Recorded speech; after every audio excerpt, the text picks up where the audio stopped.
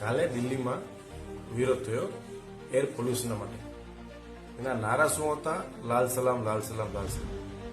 તમને ખબર ન હોય તો લાલ સલામ શું છે તમે સર્ચ કરી લેજો. હવે બીજી વાત,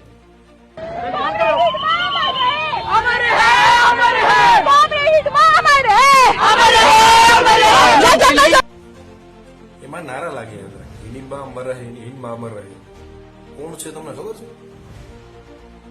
એને ઇન્ડિયાનો ઓસામા બિન લાદેન ઓફ નક્સલાઇટ કહેવામાં આવ્યું છે.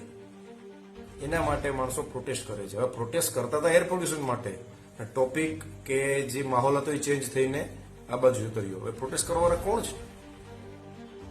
અત્યારની જનરેશનને ખબર જ નથી શું કઈ બાજુ બોલવું, કેમ બોલવું.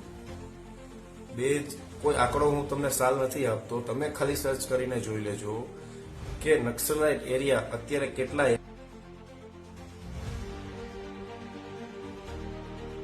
એરિયામાં છે ને બિફોર 2010-2005 કેટલા એરિયામાં હતો. અને આ લોકો જેને ઓસામા બિન લાદેનનું ટેગ આપેલું છે નક્સલાઇટ માટે, આ લોકો એને સપોર્ટ કરે છે, એ અમરથી નાર લગાડે છે. યુથ ક્યાં જાય છે? બ્રેન વોશ થતા આટલી જ વાર લાગે છે.